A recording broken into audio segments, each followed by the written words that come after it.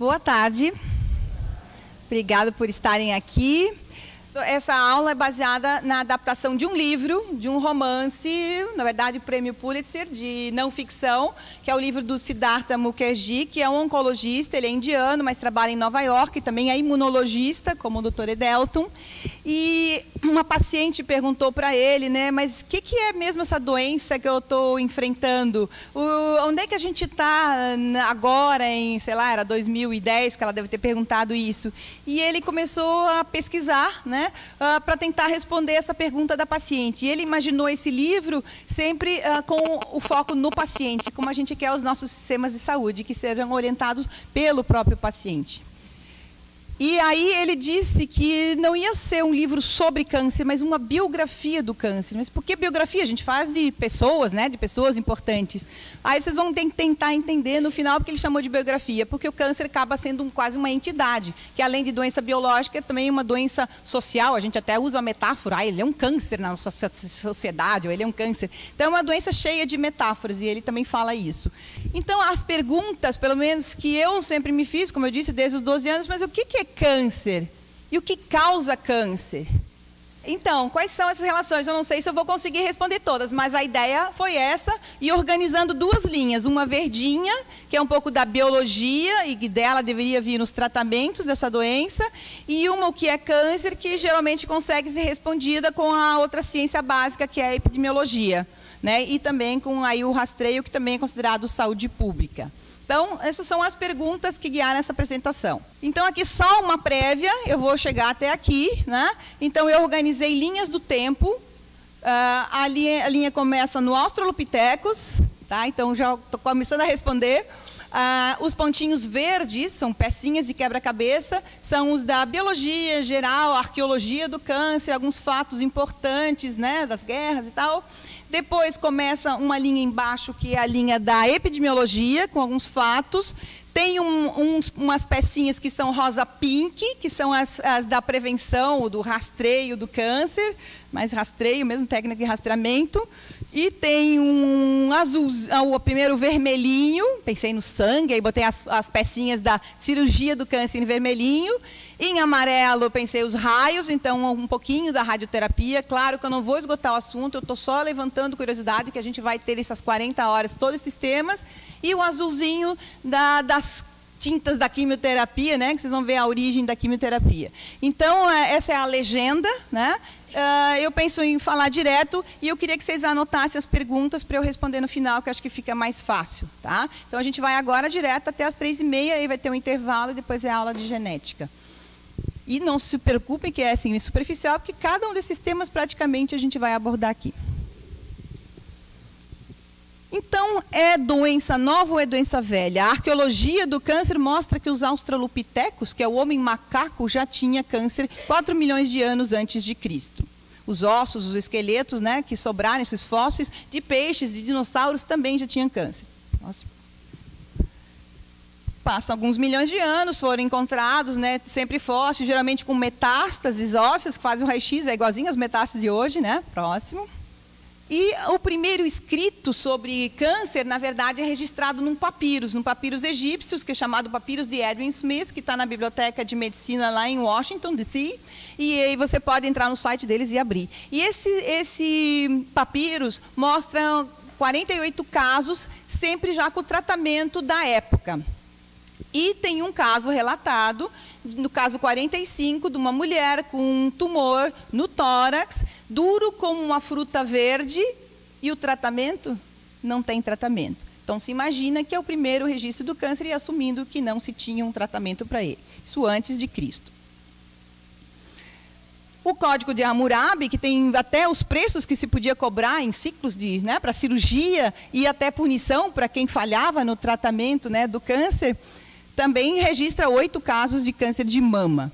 Depois, o registro histórico é de 600 anos ainda antes de Cristo, múmias peruanas, uma encontrada com melanoma, tá? Preservadíssima a pele, então com melanoma. No conto de Ramayana é registrado o primeiro tratamento de câncer. A Índia é bem famosa por câncer de boca, né? Bastante comum, e é um tratamento com arsênico do câncer de boca. Também tem nessa mesma época o tratado de Neixing na China, também relatando o câncer e prescrevendo as dietas, o sono, né, como tratamento do câncer. Então, acho que a gente responde a primeira pergunta, né? Câncer é uma doença que acompanha a espécie humana desde que a gente existe. É uma doença dos pluricelulares, onde tem divisão celular, né, tem câncer. Ainda antes de Cristo, aqui já Heródoto, né, o grande historiador, relata que a rainha Tossa, que era uma das mulheres do rei da Pérsia, ela teve um câncer de mama e chamou um médico grego e ela mesma se prescreveu a amputação, né, desse seio cometido com câncer que ela escondia embaixo das roupas. Ela sobreviveu a essa mastectomia auto-prescrita e ela mudou o nosso rumo da história, porque o Democedes, que era um médico, era um grego, e ele convenceu ela de convencer o marido dela que, em vez de invadir a Sítia, invadisse a Grécia, atravessando o oceano, então mudando o rumo da nossa história universal. E quem denominou esse sofrimento? Foi Hipócrates, né, o famoso pai da medicina, ainda antes de Cristo. Na época se olhava muito as estrelas, e tem uma constelação de Câncer com as suas perninhas de estrelas. E ele imaginou que, não lá no céu, mas no corpo do paciente, esse caranguejo escondido embaixo da pele, provavelmente um câncer de mama, seria como uma carapaça e aqueles vasos engurgitados ao redor do tumor, as patinhas do tumor. E então ele deu um nome de câncer igual ao da constelação no céu com as suas patinhas para essa doença, né? Então chamando esse sofrimento, né, que já cometia essas pessoas. E ainda essa carapaça dura, que também às vezes acontece no câncer, e talvez alguns emendam que talvez o sofrimento da dor causada, né, pelas garras desse caranguejo, então embaixo da pele.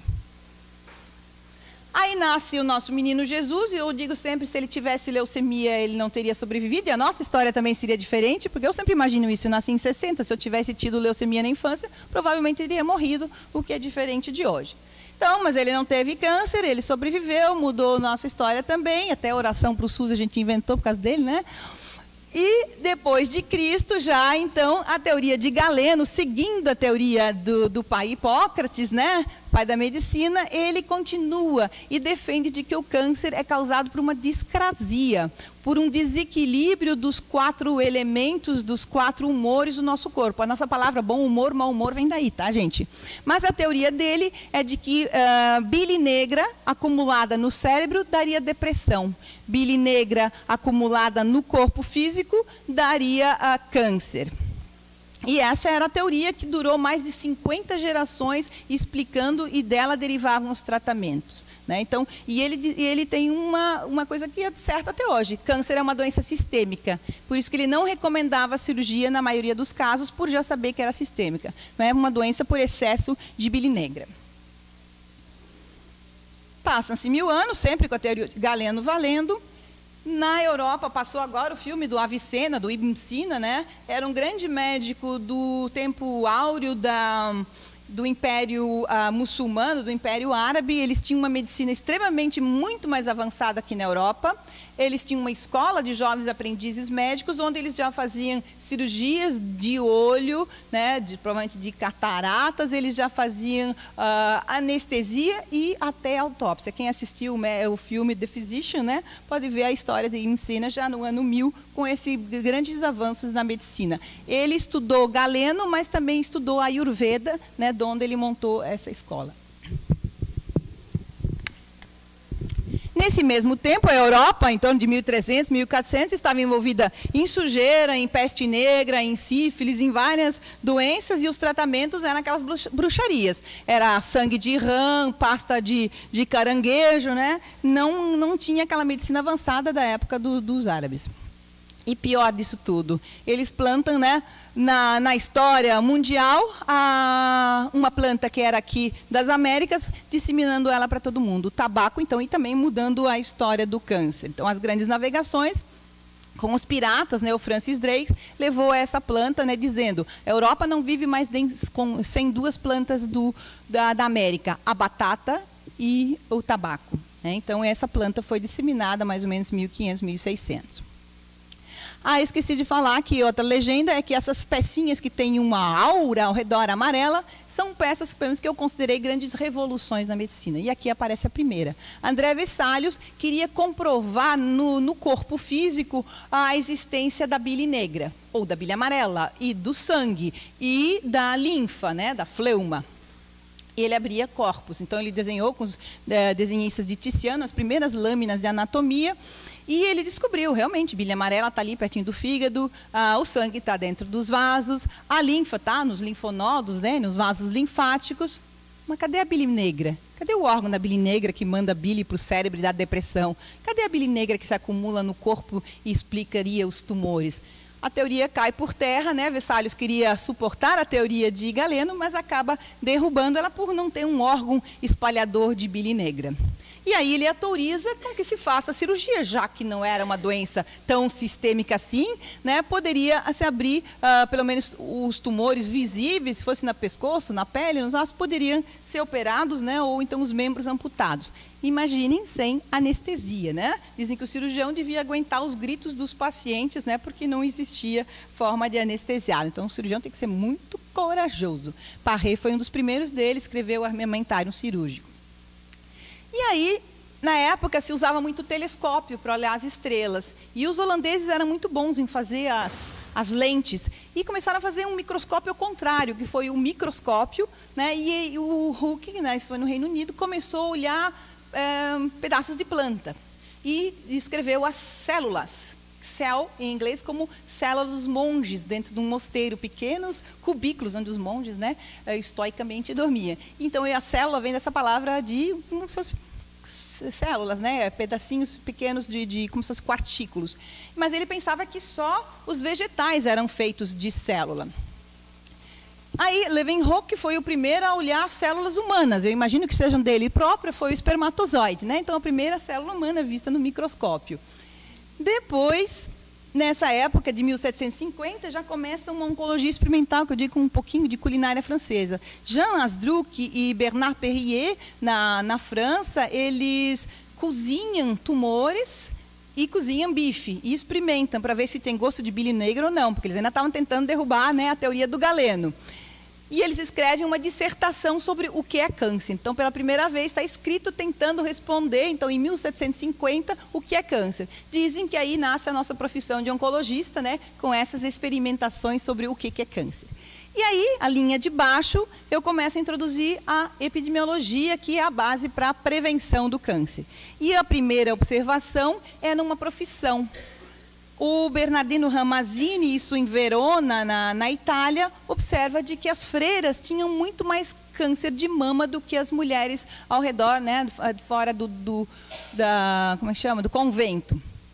E ele atribuiu isso, provavelmente, aos fatores reprodutivos que até hoje valem para o câncer de mama, né? As freiras não têm filhos, não amamentam, né? Mas, ao mesmo tempo, elas também tinham um pouco câncer de colo de útero. Não sabia-se nada de HPV, não sabia nada. Era pura observação, como Hipócrates também já fazia e descrevia as doenças. E ele, então, escreve não só a incidência maior de câncer de mama nas freiras de Verona, mas também outros cânceres relacionados ao processo de trabalho. Então, ele associava o ambiente com a gênese do câncer. E isso como que libertou eles, né, de que câncer não era mais um castigo dos deuses, mas era causado pelo homem. E que se fosse causado pelo homem, pelos hábitos do homem, pelos ambientes do homem, ele também poderia ser prevenido. Mas ele não prescreveu nada. Em seguida vem o John Hill, isso na Inglaterra, né, o tabaco ele já tinha feito o favor de disseminar, e ele era um botânico, ele não era médico. E aí, claro, não foi muito respeitado, né? Ele fez o primeiro panfleto, o primeiro folder, né? Avisando as pessoas de que essa tal de planta do tabaco causava câncer de nariz, de boca e de lábio. Ninguém deu muita bola para ele, né? Passou um tempo, mas esse documento tem mais de 300 anos, então é o primeiro escrito de que tabaco é associado com câncer.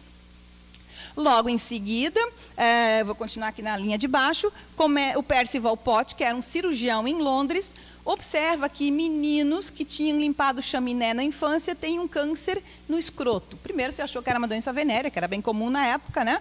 Mas ele começa a recolher a história e começa a ver, ele era limpador de chaminé, E essas eram crianças órfãs que eram achadas na rua e esses donos de fábrica pegavam para enfiar eles na chaminé. Meninos de 4, de 5, de 8 anos, né, quase seminus, entravam e tinha uma corda para eles descerem que era cheia da fuligem da chaminé e que, como roçava no escroto, provavelmente estimulava por essa fuligem, né, na pele o câncer de escroto. Então, aqui eu vou contar um pouquinho dessa história, só para vocês entenderem um pouquinho da prevenção, porque ele recomenda que esses meninos tomassem pelo menos um banho por semana, ou que usassem roupas para entrar nessa chaminé. Então, prescrevendo pela primeira vez medidas de prevenção do câncer relacionado com fuligem. Em 1788, então uns 13 anos depois, o parlamento inglês, incomodado com essas criancinhas pequenas lá enfiadas na chaminé, diz, então tá, então não botem mais criança com menos de 8 anos na chaminé. Aí eles podiam botar acima disso. Logo um pouco depois, em 34, ok, a população está reclamando, vamos então proibir que meninos de 14 para baixo não entrem na chaminé. Aí depois, um tempo, com 16 anos, aí os reformadores da Inglaterra falaram, não, melhor, isso é uma vergonha pública, vamos proibir criança de limpar a chaminé. E acabaram com o câncer de escroto. Alguém já viu que oncologista disse, bom, não existe mais essa doença. Então, mostrando que a prevenção, né, de um fator de risco lá 20 anos antes, pode eliminar totalmente, né, um câncer. Aí começa a prevenção. Voltando para a linha de cima, em 1740, 60, foi feito o primeiro hospital para cuidar de cancerosos na França, em Reims. Mas não porque era para cuidar, é porque achavam que era uma doença contagiosa.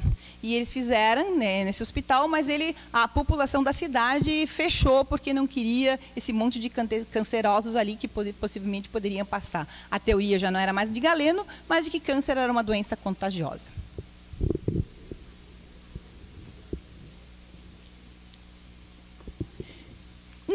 Lembra o vermelhinho, né? O John Hunter começa a história do câncer, ele chama ele o pai da cirurgia moderna, em 1778, porque ele divide os tumores em móveis e imóveis e prescreve tratamento só para aqueles tumores que eram móveis, ainda não aderidos, então localizados. Então ele faz o primeiro estadiamento de câncer e recomenda a cirurgia, né, para esses, e para os outros avançados ele só comiseração. Pena, né? Nas células, né, continua a evolução, a Schwann, né, cunha o termo neoplasia, então crescimento novo, né, a teoria celular. Em seguida, a anestesia é feita na Europa com éter, nos Estados Unidos, ali em Boston, né, a primeira cirurgia de um tumor, então facilitando a abordagem, né, dos cirurgiões para tratamento do câncer. E na linha da epidemiologia, a epidemiologia não é só para achar causas do câncer, ela também é uma régua, ela é um termômetro para medir os casos de câncer. E a primeira medida que se tem notícias é desse Domenico Antonio Rigoni Stern, na Itália, em Pádua. Ele fez 80 anos de análise, né, provavelmente de atestados de óbitos, de prontuário, dos registros que existiam na época, da doença câncer. E ele chegou a observações que são válidas até hoje. Foi ele o primeiro a dizer que câncer aumentava com a idade. Foi ele o primeiro a dizer que as mulheres, na época, morriam mais de câncer do que os homens, principalmente de colo de útero, né? Foi ele o primeiro a, então, fazer diferenças entre sexo, entre profissão, em que aumenta com a idade e tal. Então, o Rigoni Stern, já em 1840.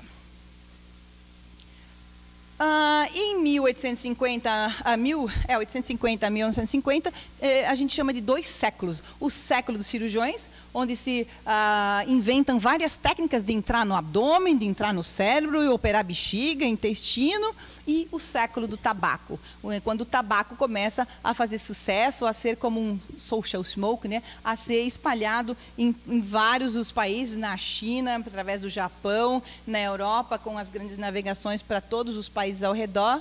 E na Guerra da Crimeia, o soldado não tem muito o que fazer na guerra, né? Não tem mulher para namorar, não tem muito livro para ler, não tinha televisão, né? Eles fumavam, né, como uma forma de conseguir prazer. Foi a primeira guerra que conseguiu espalhar muito o tabaco.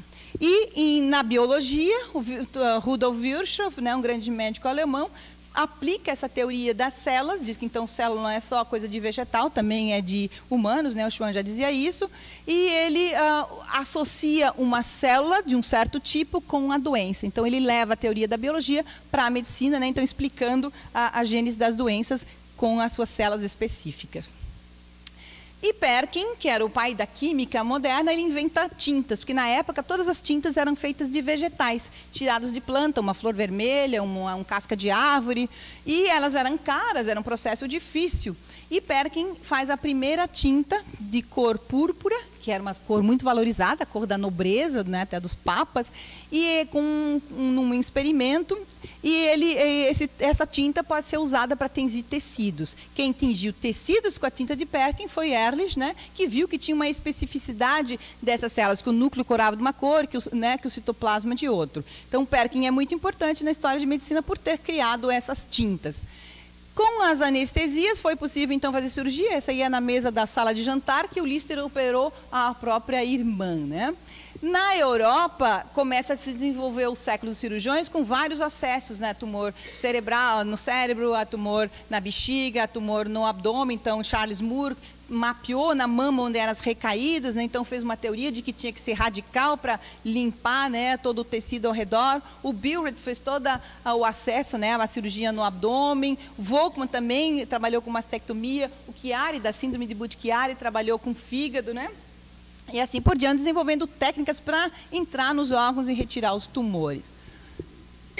Ali é um frasco de Listerine antigo, porque Joseph Lister foi um médico que, observando os esgotos da Escócia, viu que eles usavam ácido carbólico, um fenol, para limpar os esgotos. Ele falou, acho que eu posso usar isso naqueles feridos de guerra da Crimeia. E assim começou a antisepsia, que também facilitou as cirurgias. E eu marquei como uma revolução, porque imaginam fazer cirurgias de câncer sem anestesia e sem antisepsia. Então, isso foi uma grande revolução, né, na nossa história da humanidade e também do câncer indiretamente.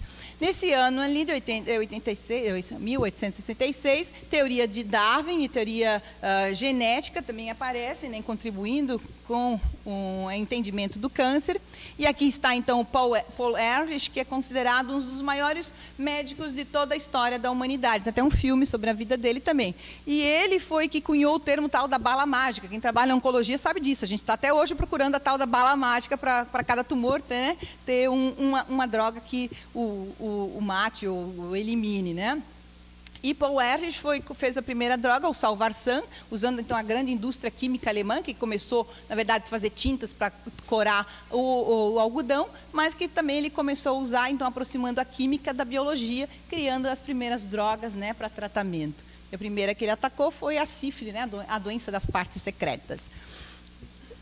Em 1870, o consumo de cigarros nos Estados Unidos, né, então já levado por toda essa disseminação, né, das grandes navegações, já era de 1 cigarro por ano. Só lembrem esse número, depois a gente vai passar para ele mais tarde. E em Brasil, 1872, o doutor Hilário de Soares Gouveia era um médico oftalmologista, tinha estudado na França, na Alemanha, e ele tinha tratado um menino com retinoblastoma, que é um tumor no olho. E esse menino ficou curado com a cirurgia dele, e ele teve 5 filhos, e 2 tiveram retinoblastoma bilateral e morreram. Bom, o doutor Hilário, bem acostumado com ciência europeia, aqui no Brasil escreveu em francês o artigo, mas ninguém leu. Ele podia ser considerado, né, o pai dessa observação, o criador da observação da genética e do câncer. Mas como o Brasil nunca teve grandes tradições de ciência, né, ninguém deu bola para o doutor Hilário. Em 1881, vamos descer ali na linha da epidemiologia, que eu escolhi, vocês já viram, né, o tabaco, porque fica difícil eu confundir vocês com várias linhas de pensamento. Então, eu coloquei a do tabaco, e em 1881, uma das empresas que já estava produzindo tabaco em escala falou, gente, mas é muito devagar, é feito à mão. Ele estava dando um prêmio para quem inventasse uma máquina do professor Pardal para enrolar cigarro. E o John Bonsack ganhou esse prêmio, ele inventou uma máquina, a indústria disse, não, mas é melhor de não fazer, acho que não vai ter mercado para tanto cigarro. Mas outra disse, não tem problema, a gente produz e alguém vai vender. E aí começou a máquina de enrolar cigarros. Preparando essa aula, eu falei, não proibir a máquina de dar câncer de pele, proibindo o bronzeamento artificial, que tal a gente proibir a máquina de enrolar cigarro? A gente acaba com essa indústria rapidinho e com o câncer de pulmão. Mas tudo bem, foi só uma ideia, tá? E o Walter Fleming colore as nossas células e vê que tem uns corpos coloridos. Cromossoma significa isso, corpos coloridos, né, dentro das nossas células. E que o Mendel só dizia que a gente tinha um fator de hereditariedade, e ele supôs de que esses corpos coloridos podiam ser aquele fator de Mendel, então levando adiante as nossas informações genéticas. Na linha da cirurgia, Halsted, então, vai estudar lá com aqueles médicos na Europa e leva para os Estados Unidos a cirurgia que ficou com o nome dele, cirurgia de Halsted, uma cirurgia radical, bastante radical, indo até a raiz, né, tirando o peitoral menor, depois o peitoral maior, às vezes até o braço, né, da paciente, a clavícula, né, achando que o tumor podia ser curado com uma cirurgia extremamente ultra, super, duper radical. Na linha da epidemiologia, na época não tinha ainda muitas informações de atestado de óbito de quando? 1850, mais ou menos. Não tinha muita informação escrita, mas quem fazia autópsia para ver a causa de mortes, os patologistas, observaram um aumento da epidemia de câncer de pulmão já em 1895, então antes da virada do século, já estava aumentando 10, 15 vezes do que se observava antes. Câncer de pulmão era doença rara, né, antes do século XIX. E também, nesse início de século, começa a linha amarelinha da radioterapia, que representa para a gente. O primeiro raio-x, né, então feito aí por 1895, a Röntgen fez na mulher dele e ela, quando via minha morte, né? A aliança de casamento dele, então mostrando o interior do corpo pela primeira vez. Rapidamente, Emil Gruber era estudante de medicina, resolveu usar esse raio para tratar um câncer de mama, isso já nos Estados Unidos. E depois foi Marie Curie, o marido dela, Pierre Curie, descobrem o rádium, que é 1000 vezes mais potente que o raio-x, né, e propõe o uso no tratamento do câncer. Então, nasce a radioterapia já em 1902.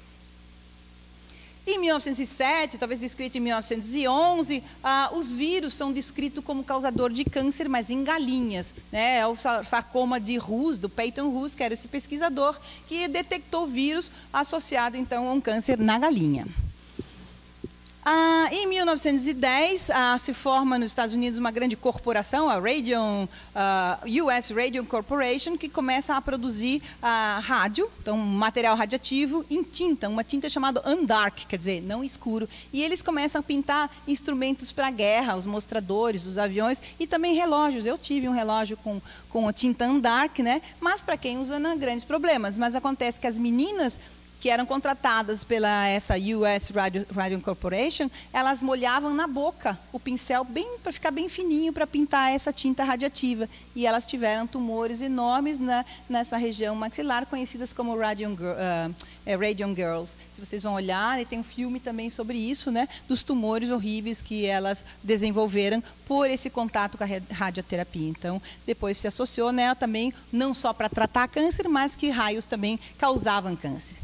Ainda um ponto importante na história é que a população, a sociedade começa a se preocupar com a doença câncer e fundam nos Estados Unidos essa associação americana para o controle do câncer. Era mais no sentido de educar a população de sinais e sintomas e tal. Mas na Europa, na Áustria, vários outros países também fazem, como a nossa rede feminina aqui, né, no Brasil, que foi só em 1937. Mas já em 1913, então, começam essas estruturas. Lembrem dela que ela vai sofrer uma transformação.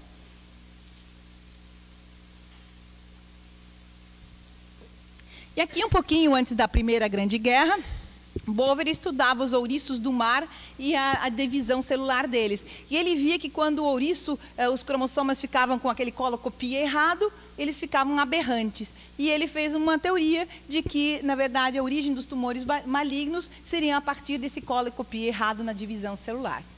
Ele é o pai da biologia molecular moderna. Então, também marquei como uma grande revolução.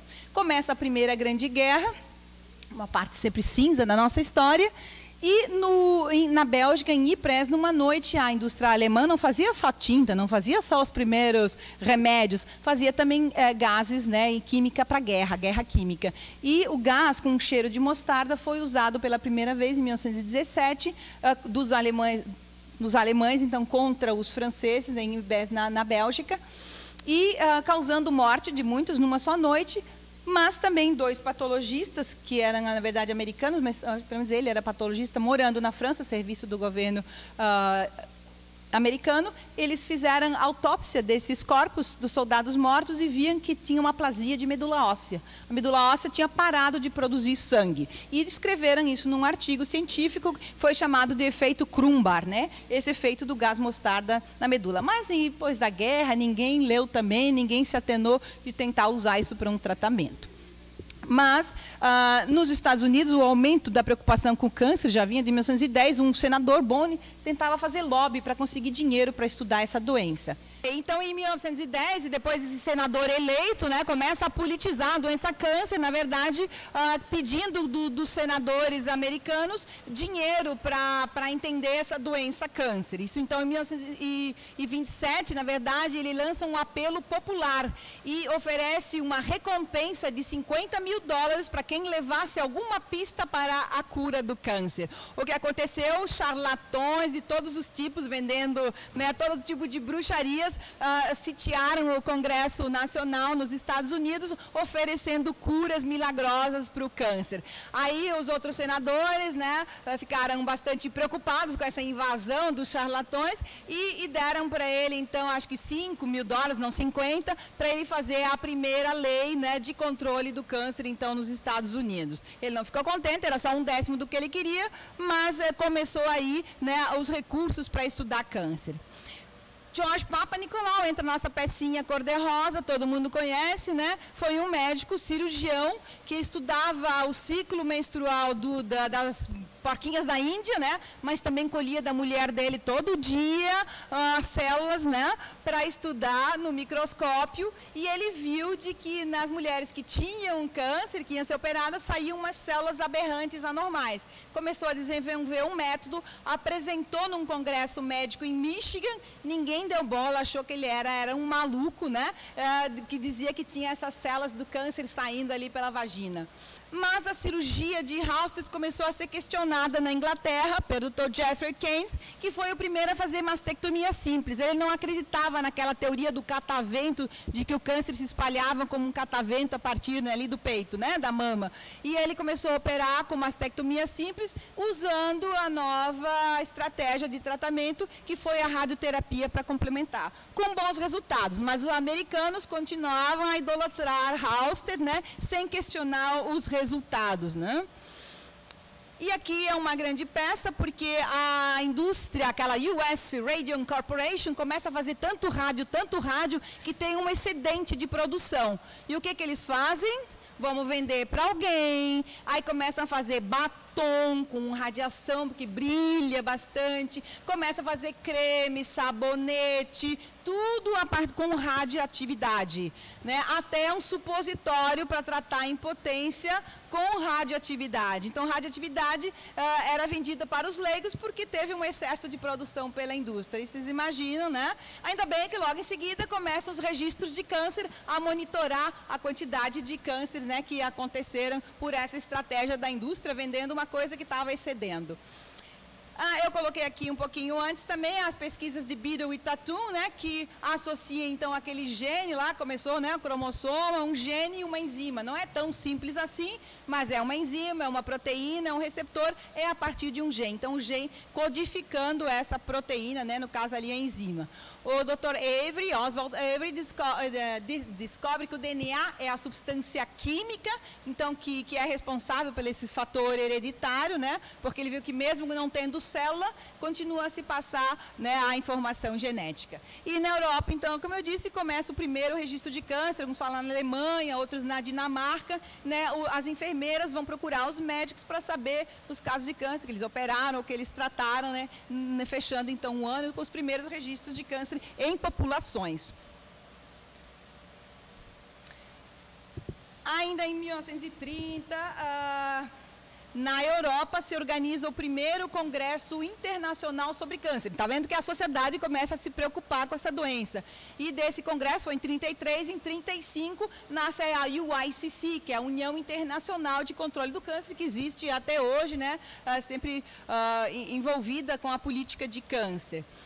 Também um pouquinho nessa época, talvez 37, 39, um médico alemão, Müller, já tinha descrito em 1929 a associação entre fumar e câncer câncer de pulmão. Mas escrito em alemão, também ninguém deu muita bola, mas o Hitler, bem higienista, né, bem eugênico, fez a primeira campanha contra o tabaco, né, porque ali, quem sabe ler alemão, ele diz, não é você que consome cigarros, é o cigarro que consome você. Essa, depois do John Hill, foi a primeira campanha, né, de saúde pública, então, colocando o terror do cigarro e dizendo, provavelmente associando com as doenças, entre elas o tabaco. Ao câncer.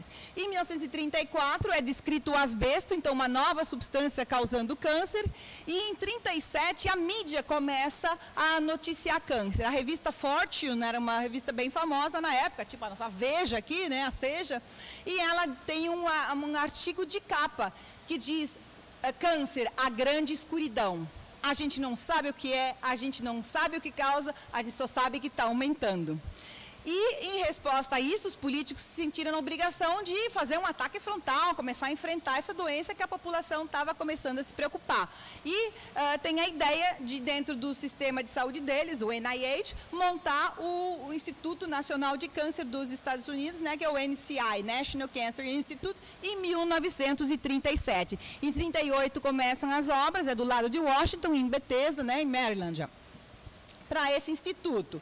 Só que aí começa uma outra guerra que eclipsa, né, essa que os políticos americanos tinham declarado. E nessa época, o que tem de grande importância como ponto dentro da história do câncer é a disseminação do tabaco para acalmar os nervos das mulheres que ficarem em casa ou dos homens no fronte de guerra. Eles mandavam junto com a ração de comida, a ração de cigarro para os soldados na guerra, então criando uma legião de dependentes químicos, né, de cigarro. Então, ali tá as propagandas da época. E para a mulher, eles associaram o cigarro, porque a mulher venderam o cigarro porque ela estava começando a ganhar dinheiro. Ela foi para a indústria fabricar as botas, fabricar as roupas, os capacetes, e para ela vender um cigarro associado com essa emancipação e com o ganho, né, de dinheiro, o voto, né, e pegaram carona nesse movimento social da independência da mulher aqui. Acredite em você mesmo. Eram as primeiras propagandas de cigarro. A primeira dizia, acenda a sua tocha da liberdade, né? Então, essa foi a propaganda, né, que principalmente o Lasker foi o cara que inventou a propaganda de cigarro segmentarizando, fazer propaganda para mulher, propaganda para homem, propaganda para rico, propaganda para pobre, propaganda para velho, propaganda para jovem, para criança até. Então, ele foi um cara que inventou dentro da indústria, né, de propagandas a segmentarização da propaganda. Foi uma grande invenção, né, um maior sucesso. E em 1940, aquele rádio, né, que a gente estava usando na medicina começou a ser usado para fins militares, depois vocês vão ver a bomba. E a Mary Lasker foi uma socialite, filha de banqueiros, casada com o publicitário que fazia as propagandas da Lucky Strike. Ela disse, eu não quero doenças, pelo menos é isso que contam, eu vou arrecadar dinheiros para fazer pesquisa. Eles chamam ela de madrinha das pesquisas do câncer. Não sei exatamente os interesses dela, mas ela queria chegar no Congresso e conseguir muito dinheiro para acabar com o câncer. Porque ela achava um absurdo, já tinha remédio para tuberculose, já tinha antibióticos, já tinha, né, isso em 1940, então começando essa indústria química a virar indústria farmacêutica, mas não tinha nada para tratar o câncer. O Ehrlich tentou várias coisas e nada funcionava para o câncer. E ela então queria fazer pesquisa. Também contam, e acho que eu aprendi isso errado, que em 1943, aí os americanos, muito dos sacanas, tinham assinado um protocolo de Genebra que não iria mais se usar a guerra química na Segunda Grande Guerra. Só que, em vias das dúvidas, eles encheram um navio e com quase 70 ou 100 toneladas daquele gás com cheiro de mostarda e deixaram só em caso de eu precisar usar contra os alemães, eu deixou. Mas o que aconteceu? Os alemães mais rapidinhos bombardearam o porto de Bari, perto de Nápoles, na Itália, e explodiram essa carga de reserva que os americanos tinham. Um tiro no próprio pé, porque dessa vez quem levou a aplasia de medula óssea e as queimaduras causadas por esse gás foram os próprios americanos e a pobre população da cidade de Bari, na Itália. Então, também levando de novo ao efeito Crumbar na medula óssea. Mas essa droga já estava sendo pesquisada pelo Goodman e Gilman, lembra do texto de farmaco na Universidade de Yale, só que eles não podiam, como ela era top secret, né, droga de guerra, eles chamavam ela de droga X. E viam que ela tinha efeitos de supressão da medula óssea. Então, ali nasce a primeira quimioterapia a partir de um veneno de guerra, né? Então, a mostarda nitrogenada, que eles mudaram um dos radicais. Em 1945, eu digo, explodem 3 bombas, Hiroshima, Nagasaki, e é fundada a American Cancer Society. Na verdade, a Mary Lasker pega aquela associação de 1913, que era para ensinar o povo sobre câncer, e transforma ela no que ela chamou de Business Opportunity. Manda todos os médicos e epidemiologistas e biólogos embora, e diz que ela vai ser laica e que os donos das ideias, o presidente teria que ser um dos diretores da indústria farmacêutica ou donos de laboratórios de raio-x, então transformando a American Cancer Society numa empresa, né, para ganhar dinheiro. Eu digo que são 3 bombas no mesmo ano. Aquela droga, então, a mostarda nitrogenada, foi usada num paciente polonês de 47 anos, solteirão, que morava nos Estados Unidos, com um linfosarcoma, que eles diziam o nome da doença, na região cervical, com grandes nódulos, e que não tinha respondido à radioterapia. Eles usam e em 96 dias ele tem uma resposta, mas depois ele morre. Esse foi o primeiro paciente adulto, então, tratado, né, com linfoma, tratado com o gás mostarda, com alguma resposta. O gás transformado em mostarda nitrogenada. Se usa até hoje, né, na quimioterapia da doença de Hodgkin. E o Sidney Farber era um patologista pediátrico em Boston, que estava estudando leucemia, porque na época não tinha tomografia, não dava muito de medir o câncer em centímetros. E a doença mais facilmente mensurável era a leucemia, porque dava de contar o número de leucócitos no sangue, se aumentava ou se diminuía. E ele começou a experimentar em crianças um antagonista, uma antivitamina, porque se você suprimia essa vitamina, se via isso nas anemias, né, o ácido fólico, então ele começou a dar o anti-ácido fólico, o antifolato para essas crianças, com 16 remissões parciais, né, claro que não definitivas, mostrando o efeito, então, de drogas químicas, né, o início da quimioterapia. Publicados os artigos em 1948. Aquela droga Top Secret também só pode ser publicada, apesar desse paciente ter sido tratado em 1941, só os dados foram publicados em 48, depois da guerra. E ali embaixo, na linha da epidemiologia, vocês não se assustem, mas os estatísticos começam a mostrar que a epidemia de câncer de pulmão tinha aumentado de 1922 até 47 em 1.500%, ou seja, 15 vezes mais câncer de pulmão do que se via antes.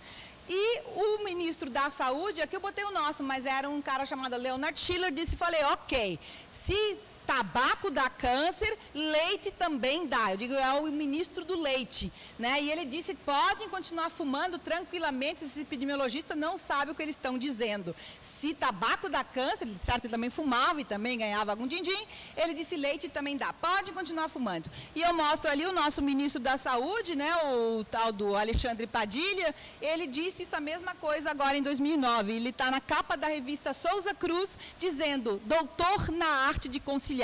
Se agora, quase 100 anos depois que a gente sabe tabaco e câncer, né, ele provavelmente se vendeu, ele deve conseguir emprego agora, né, que ele não se elegeu, deve conseguir um emprego na Souza Cruz, porque ele atrasou em 3 anos a lei de ambiente livre no Brasil. Então, eu coloquei ele porque, na verdade, a estratégia não mudou nesses últimos 50 anos.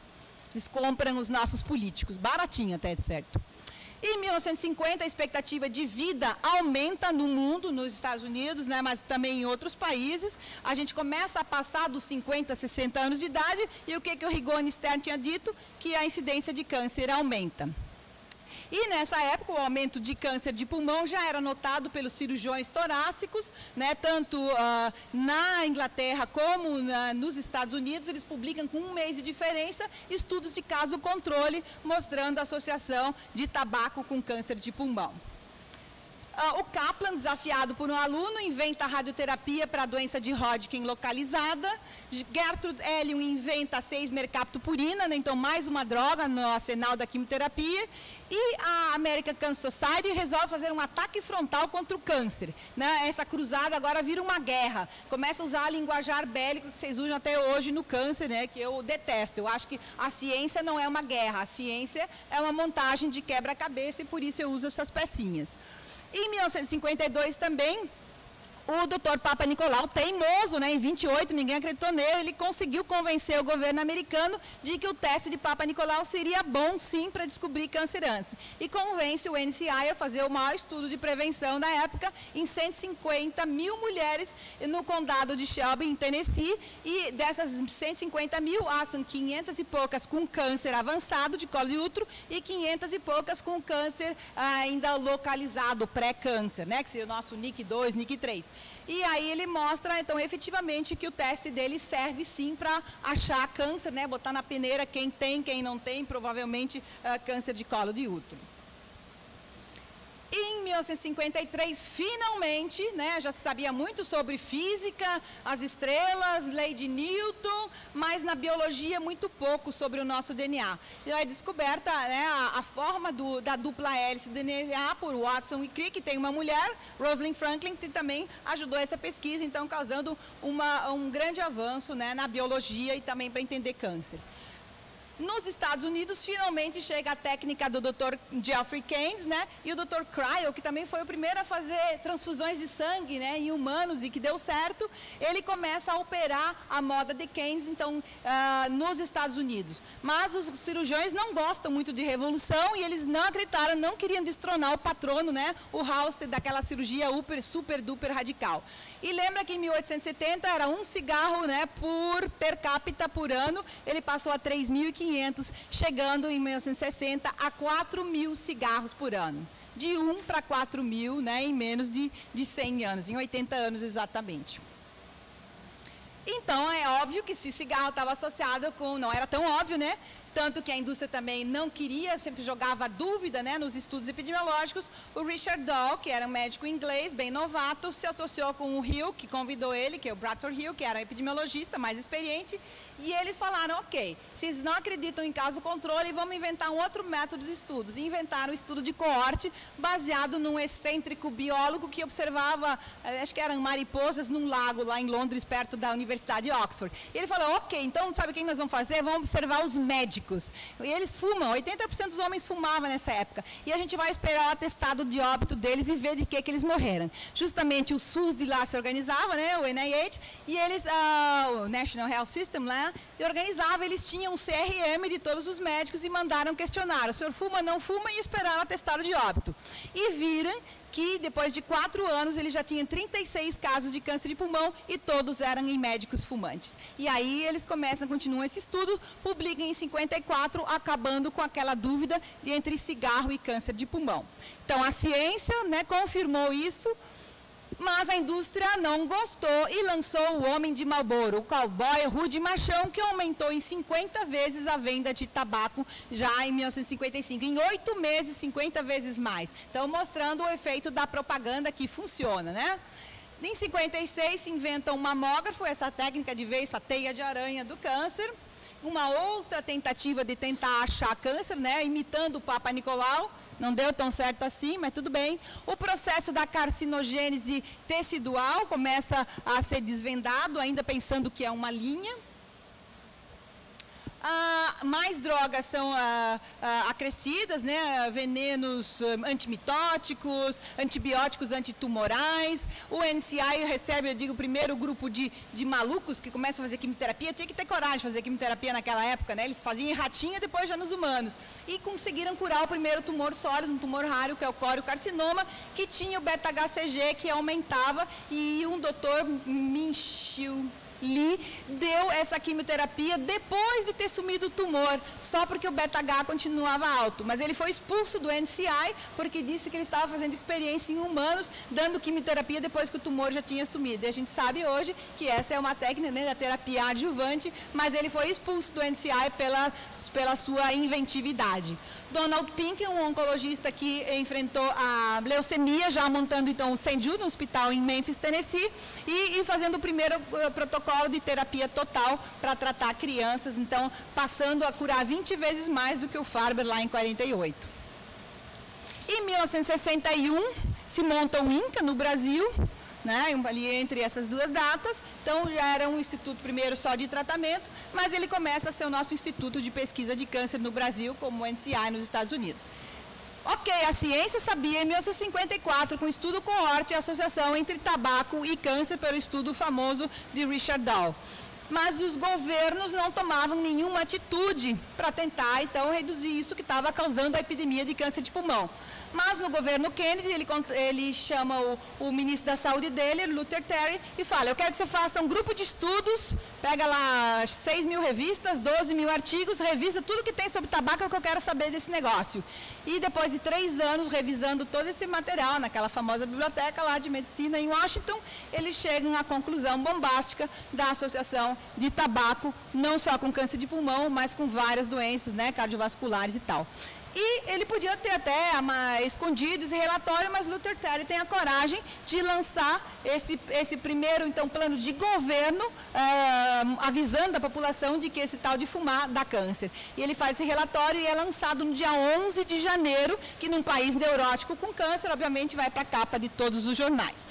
Porém, a indústria do tabaco, preocupada com o lucro, né, provavelmente conseguiu, os legisladores dos Estados Unidos e diz, não quero ninguém controlando essa indústria. E pediu para que o Congresso Nacional controlasse. E o que eles fizeram, diluíram as advertências que a partir dessa data começaram a ser postas no maço, dizendo, talvez o cigarro cause câncer. Eles amoleceram, eles diluíram a informação que a população já podia ter sabido nessa época. E pior do que isso, fazendo essa aula também eu não sabia, e eu acho que pouca gente sabia, que por coincidência, que não foi tanta coincidência, em 1964 o NCI, que devia pesquisar as causas de câncer, recebe dinheiro da indústria do tabaco para achar uma outra causa, o vírus. E eles insistem, antes era só em galinha, mas eles começam a procurar câncer. Até acham câncer de fígado, com hepatite B, o HPV, eles não sabiam do colo de útero, mas acham um monte de câncer, o Epstein-Barr no linfoma, né? E começa essa pesquisa de câncer que foi patrocinada pela indústria do tabaco. Nunca cientistas ou biólogos foram tão bem pagos, foram 10 milhões de dólares para a tentativa de achar outras causas de câncer. Depois da guerra também, a população, a sociedade continuava preocupada com câncer, a OMS monta um instituto inteiro, hoje tem 12 andares lá em Lyon, na França, que é a IARC, né, a Agência Internacional de Pesquisa de Câncer, para tentar entender essa doença, o que causa ela e o que é câncer, né, que são as nossas duas linhas aqui. Porque cada cientista, cada um dizia uma coisa, é aquela história do elefante e do cego. Eu palpo a pata e digo que é um tronco de árvore, eu palpo a parede, né, a barriga dele eu digo que é uma parede, eu palpo a tromba, eu digo que é uma cobra, eu palpo o rabo, eu digo que é uma corda. Eles pareciam cegos dizendo, não, câncer é causado por vírus, câncer é causado por fuligem, câncer é causado por... cada um com a sua ideia, e não tinha uma teoria comum, né, para explicar essa doença. Nessa época, final dos anos 60, as mulheres começam a se rebelar e começam a ser uma peça-chave no tratamento do câncer. Elas não queriam mais ser mutiladas por mastectomias que tiravam até o braço. Elas tinham recebido a talidomida nos anos 60, né, que resultou em seus filhos, né, com aquelas deformidades. E elas começaram a se mobilizar, né, o feminismo não só na política, mas também o feminismo na saúde. Peraí, vocês médicos, vejam lá o que vocês estão fazendo no meu corpo, né? Era guerra no corpo delas. E elas começam a se organizar e começam a se infiltrar em congressos médicos a querer saber dos resultados dessa mastectomia. Eu preciso mesmo escavar meu peito e tirar esses músculos, né? E aí a sociedade científica começa a organizar, em 67, convida o Dr. Bernie Fisher, né, a começar os primeiros estudos multicêntricos, questionando, né, realmente se precisava dessa cirurgia halstediana tão radical para tratar o câncer, né? E na história do tabaco, um advogado fala, ok, o ministro da Saúde me diz que esse negócio dá câncer, mas eles continuam fazendo lindas propagandas na televisão, seduzindo as mulheres, os homens, as crianças.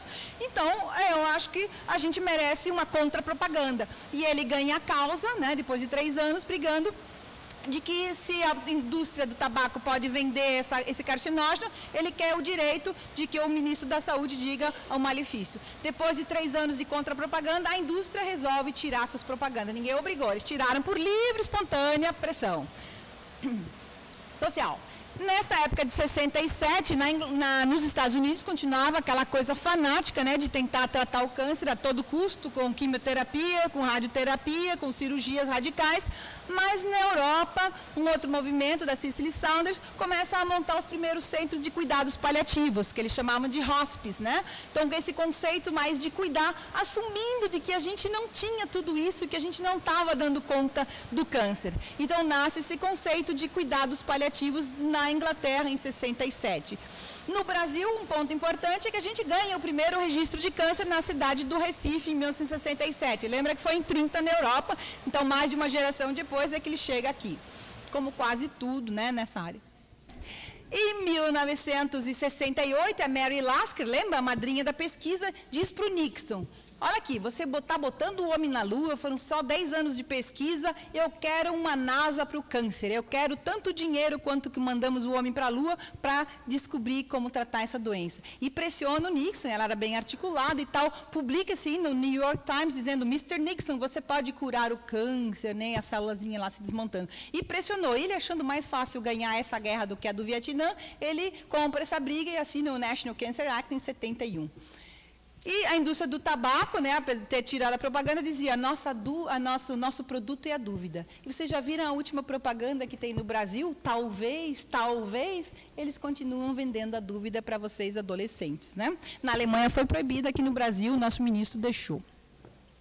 Anyway, e aí chega os anos 70, né, chega o segundo grupo de malucos do NCI e eles conseguem respostas boas, né, principalmente na doença de Hodgkin avançada, né, com bastante bons resultados, e outros tumores também são atacados, então, com quimioterapia.